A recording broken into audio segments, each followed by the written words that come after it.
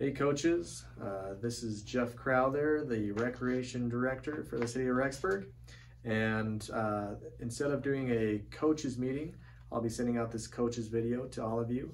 And that way all of you guys don't have to come in and meet with me. We can just do this over this email video. I just want to thank you guys for being willing to volunteer your time as a coach.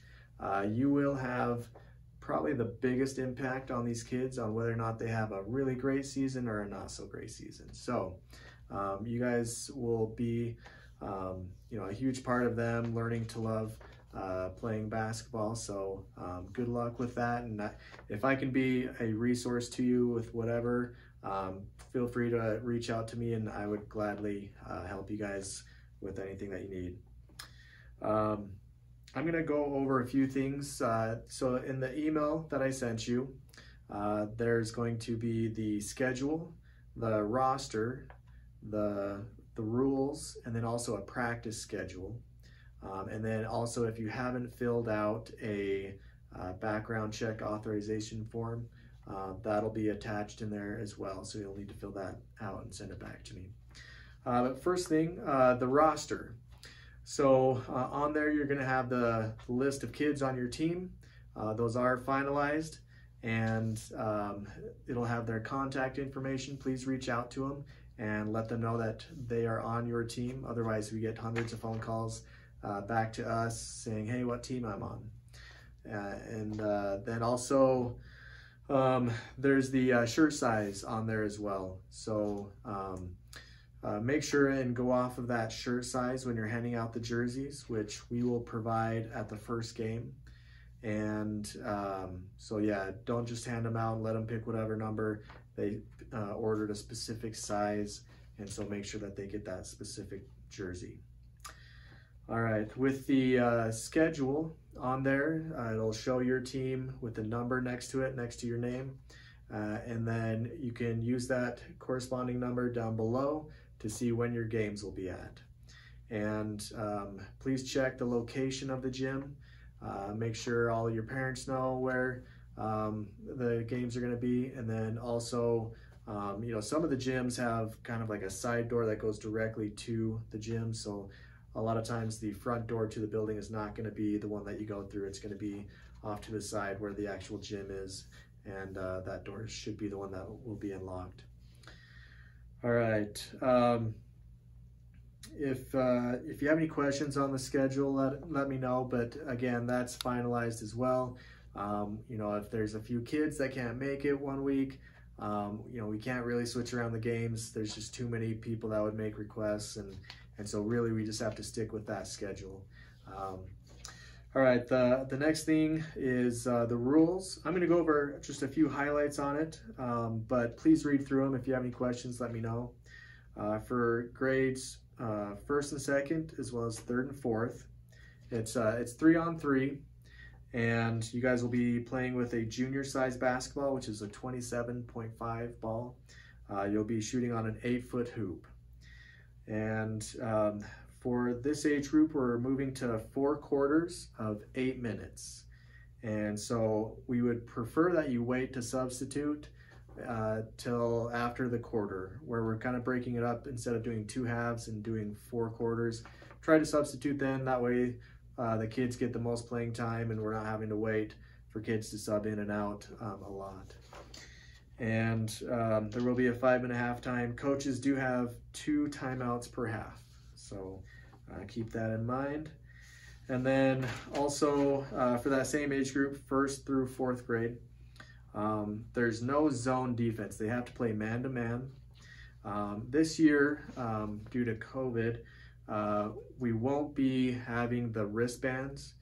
So they will need to just try and remember who they're supposed to guard and see, tell them what number they're supposed to guard, and they're just gonna have to try and do that. So we apologize that we won't be able to use the wristbands to kind of help them remember which person they're supposed to guard. There's no full court press. They have to wait until half court to play defense. That'll be kind of a struggle for the younger ones, learning how to do that and not just go after the ball immediately, but do stress that so that the refs don't have to constantly remind them try to help them learn that they need to go back to half court before they play defense. And also, if you happen to have an extremely talented team that seems to be dominating the other team a little bit, and if they're always stealing the ball as soon as the team comes across half court, try to teach them as well to maybe play defense a little bit further back, a little bit closer to the hoop, so the other team can at least bring the ball down and hopefully attempt a shot. So just keep that in mind. Also, no double teams, but this is lightly enforced. And so, you know, if for several seconds there's 2 girls guarding 1 girl, you know, our ref will probably blow the whistle, but the ref will try to just give voice commands before they have to blow the whistle and stop the game and tell them, hey, find your person, find your person. But again, try to teach them to, you know, not having 2 people guarding the same player. Again, that'll be lightly enforced. All right, with the older 5th and 6th grade players, you guys will be using a 28.5 basketball, and the rims will be at 10 feet. And then the duration of the game will be 2 halves of 20 minutes. Again, you get 2 timeouts per half. You are allowed to play zone defense if you'd like. You can full court press, but it's only in the last 2 minutes of each half. And the clock will be stopped during this time. It will stop during dead balls during this time. But if a team is winning by 15 or more, full court press will not be allowed for that team that is winning. That's pretty much kind of the main things I wanted to go over in regards to the rules. Again, please read through them all. If you have any questions, let me know. Also, the practice schedule that's in your email, it's basically first come, first serve on reserving your spot. So as soon as you get this email, look and see what spot you'd like to select. You might want to call the coach or the other parents and see what times work for them. If you need to end up switching it, you can reach out to me and we can see if there's a different spot available for you. But please try to find a time that works for your team as soon as possible, because again, those spots are first come, first serve in regards to reserving them. We do have several different elementary school gyms that will be available on certain days and at certain times. If none of those times work for you, you're more than welcome to try and find your own gym to practice, but this is kind of the limited supply of practice times that we have, and so we just have to make do with that as best we can. If you have any questions about that, reach out to me. When you do show up to practice, you know, again, teach them everything you can about basketball. Again, this is a rec league, and we don't expect you to be professional basketball coaches, but do your best to try and teach them some skills and teach them how to play. And that way, during the game, you're not having to instruct the entire time. You know, during the game, if you're constantly yelling and directing them every step of the way, a lot of times that's actually a little bit more confusing and stressful for the kids. And so if your voice is gone by halftime, you're probably yelling too much. So again, just try to do your best in coaching them up during practice and letting them play during the games. But at practice though, once your time is up, make sure that you're off the court and ready to go, just to show good etiquette towards the next team that's showing up. You know, if you're taking 5-10 more minutes on the court, then that's 5 or 10 minutes that they don't get to practice. So be conscientious of that. And then playing time, make sure that all the girls are getting equal playing time. And obviously you don't have to get it down to the exact second, but you know, if one girl's playing, you know, 20 minutes during the game and another girl's playing 10, I'm probably going to get a phone call from a parent saying, you know, I paid the exact same as the other kid. Why is my kid not getting to play? Also, you know, make sure that not the exact same kids are starting the game every single week and the other kids are starting on the bench every week. Switch things up, give them a lot of different experience and variety with their playing time. All right. A big thing with coaching is your interaction with our refs. You may watch some basketball games on TV and notice that the coaches are yelling at the refs quite a lot. We don't allow that in our league. If you are going to do that, I'm going to find someone else to coach. So again, we just don't tolerate arguing with the refs. If you are trying to communicate with the ref, trying to do that during the game while the ball's going up and down the court is not a good idea, and I don't want you to do that. If the ref can hear you, that means he's probably paying attention to you and not the game. And most of the times they won't even be able to hear you if you're yelling at them during the game. So the best way to communicate with the ref is to wait till like a timeout or a halftime, and you can go up to them and say, hey, can you please watch for this?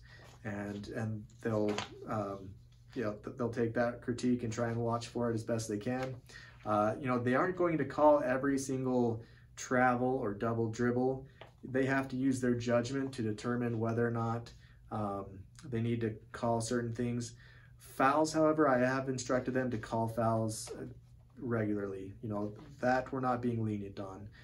So if there's any fouling going on, feel free to let the refs know during the appropriate time, hey, can you watch, number 4 constantly is pushing our players, or whatever the situation is. But just interact with the refs in the right time. You can also talk with the site supervisor if you prefer, and let them know, and then they can talk to the refs if you prefer that. But we really just want to avoid having coaches, parents, or players yelling at the ref during the game saying, that was a foul, that was a travel, or whatever. It doesn't show good sportsmanship, and that's really what we're focusing on. If you do have parents that are being difficult, if they're complaining about their kid not getting to shoot the ball enough, and try to have all the kids have a fun experience and get to shoot the ball, but sometimes it doesn't always work out that way. Or if they're being, really bad sports during the game and yelling at the refs or yelling at the other team's parents or things like that, feel free to reach out to me and I can deal with that. We don't want you to have to coach and babysit the parents as well. So again, if there's any issues there, use me as a resource to help out with any difficult situations. Just a few things left. Never be alone with an individual player. So just kind of coach safety. Try to be there all together as a group, and then after practices or games, just make sure that you're not singled off with any of the players for your safety. Also, a big thing this year is obviously COVID-19. There are a few things, and this may change. Each and every day is a little bit different as far as guidelines and recommendations on that. But we are recommending that that the spectators wear masks. As the coach, we are leaving that up to you, just because of the difficulty that it presents with communicating with your players that you're in need to do during the game. So again, we recommend all the spectators wear masks, and then at the games, we'll have hand sanitizer that all the kids, spectators, coaches, whoever can use. And then we will actually be starting the games a little bit further apart from each other, so that way the previous game can get over with, they can all leave, and then the next teams can show up and play their game. So that way we can keep the crowds fairly small. But again, if you have anyone that is sick, or even family members that want to come watch the game, if they're sick, we recommend that they do not show up. And so please let parents know, like, hey, if one of your players, if one of the players is sick, please don't have them come to practice or the games, just to try and be safe and protect the other kids.